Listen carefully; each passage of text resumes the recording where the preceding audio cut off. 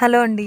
ఇవాల్టి వీడియోలో పనసకాయ బిర్యానీని ఎలా తయారు చేయాలో చూద్దాం. ఇక్కడ 300 గ్రాముల పనసకాయ ముక్కల్ని తీసుకుని దాంట్లో పావు టేబుల్ స్పూన్ ఉప్పు, పావు టేబుల్ స్పూన్ పసుపు,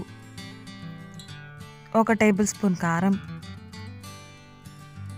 హాఫ్ టేబుల్ స్పూన్ అల్లం వెల్లుల్లి పేస్ట్, అలాగే 2 టేబుల్ స్పూన్ల వెనిగర్ వేసుకుని ముక్కలన్నిటికీ ఇవన్నీ బాగా పట్టేటట్టు కలుపుకుని పక్కన పెట్టుకోవాలి.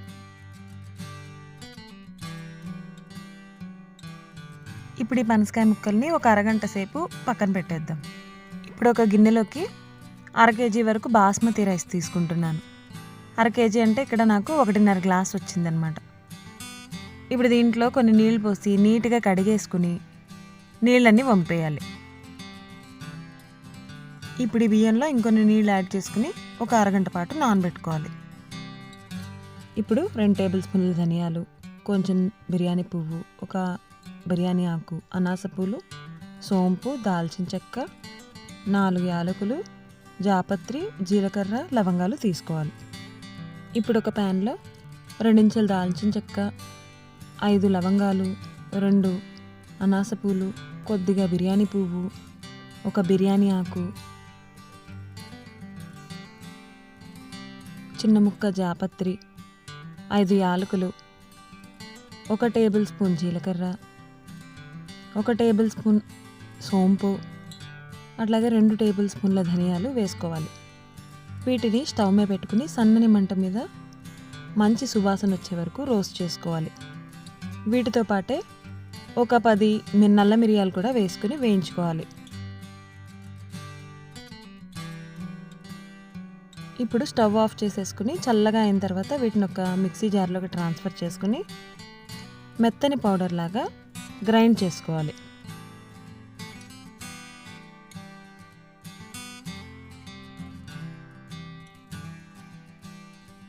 ఇలా పౌడర్ చేసుకున్న తర్వాత ఈ పౌడర్లోకి 4 పచ్చిమిరపకాయలు,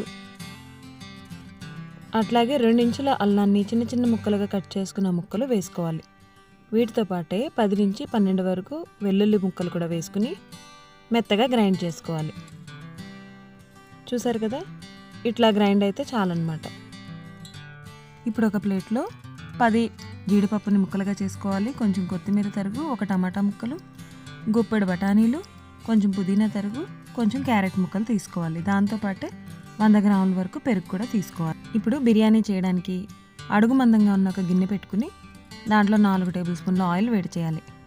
ఆయిల్ వేడైన తర్వాత 3 ఉల్లిపాయలని సన్నగా ముక్కలుగా కట్ చేసుకుని ఆ ముక్కలు కూడా వేసుకోవాలి. ఈ ఉల్లిపాయ ముక్కల్ని మీడియం ఫ్లేమ్లో పెట్టి బ్రౌన్ కలర్లో వచ్చే వరకు వేయించుకోవాలి. ఇప్పుడు ఉల్లిపాయలు వేగిపోయినాయి కదా, దీంట్లో 2 టేబుల్ స్పూన్ల వరకు నెయ్యి వేసి వేడి చేయాలి.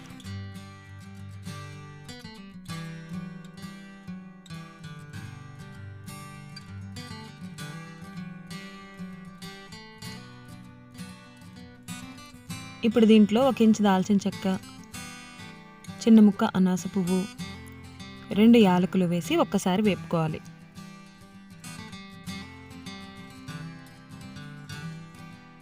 ఈ టైంలో మనం ముందుగా రెడీ చేసి పెట్టుకున్న బిర్యానీ మసాలా ఉంది కదా, ఆ పౌడర్ని కూడా వేసేసి ఒకసారి కలుపుకోవాలి. ఈ మసాలా వేసిన తర్వాత ఫ్లేమ్ని సిమ్లో పెట్టుకోండి, లేకపోతే మసాలాలు మాడిపోతాయి అన్నమాట. ఇప్పుడు మ్యారినేట్ చేసి పెట్టుకున్న పనసకాయ ముక్కలు కూడా వేసేసి హై ఫ్లేమ్లో పెట్టి 2 నిమిషాల పాటు వేయించుకోవాలి.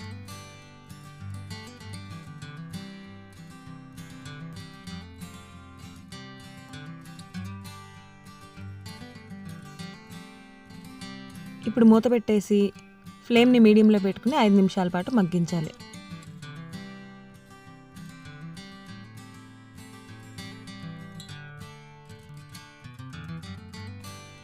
ఇప్పుడు దీంట్లో టమాటా ముక్కలు,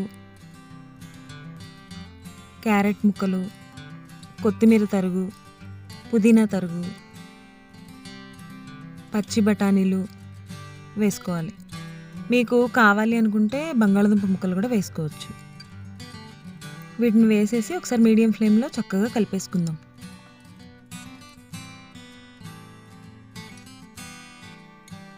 ఇప్పుడు దీంట్లో రుచికి సరిపడా ఉప్పు వేసుకోవాలి. ఉప్పు చూసుకుని వేసుకోండి. మనం పనసకాయ ముక్కల్లో ఇంతకు ముందే కొంచెం ఉప్పు వేసి ఉంచాం కదా, అందుకని ఇక్కడ రుచికి సరిపడా కొంచెం తగ్గించే వేసుకోండి. ఇప్పుడు దీనికి మూత పెట్టేసి ముక్కలు కొంచెం సాఫ్ట్గా మెత్తగా అయ్యే వరకు మీడియం ఫ్లేమ్లో ఉడికించాలి.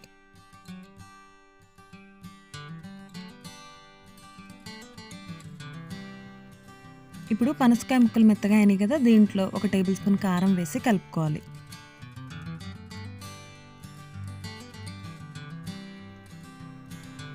దీంట్లో గుప్పెడు జీడిపప్పు వేసుకుందాం. ఇది ఆప్షనల్ అండి, మీకు వద్దనుకుంటే స్కిప్ చేసేయచ్చు. ఇప్పుడు దీంట్లోనే మనం ముందుగా చిలికి పెట్టుకున్న పెరుగు ఉంది కదా, అది కూడా వేసేద్దాం.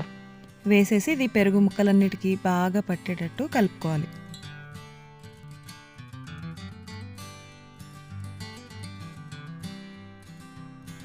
ఇప్పుడు దీంట్లో కొంచెం వాటర్ యాడ్ చేసుకుని కలిపేసి మూత పెట్టి 2 నిమిషాల పాటు మీడియం ఫ్లేమ్లో ఉడికించుకోవాలి.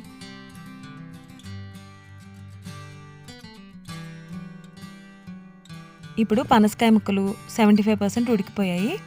ఇప్పుడు దీంట్లో మనం నీళ్ళు యాడ్ చేసుకోవాలి. మనం 1.5 గ్లాసుల రైస్ తీసుకున్నాం కదా, అదే గ్లాస్తో 3 గ్లాసులకి కొంచెం తక్కువ అంటే 2.25 గ్లాసుల నీళ్ళు యాడ్ చేసుకోవాలి. ఇందాక మనం పనసకాయ ముక్కలు ఉడకబెట్టడానికి కొంచెం వాటర్ యాడ్ చేసాం కదా, అందుకని ఇక్కడ తగ్గిస్తున్నాం అన్నమాట. ఇప్పుడు ఈ ఎసరు మరిగేటప్పుడు దీంట్లో 1/2 టేబుల్ స్పూన్ గరం మసాలా పొడి, 1/2 టేబుల్ స్పూన్ ధనియాల పొడి వేసి ఒకసారి కలుపుకోవాలి. మూత పెట్టేసి ఒక 5 నిమిషాల పాటు ఈ ఎసరుని మరిగించుకోవాలి.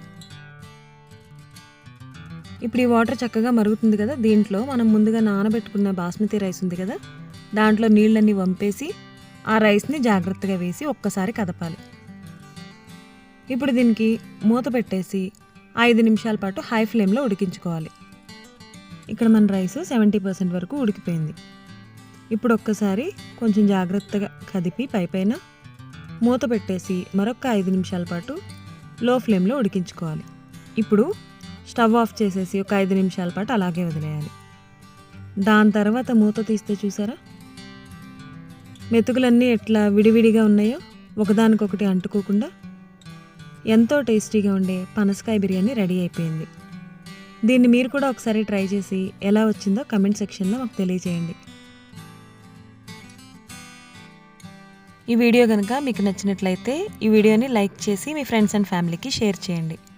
మరిన్ని కొత్త వీడియోస్ కోసం మా ఛానల్ని సబ్స్క్రైబ్ చేయండి.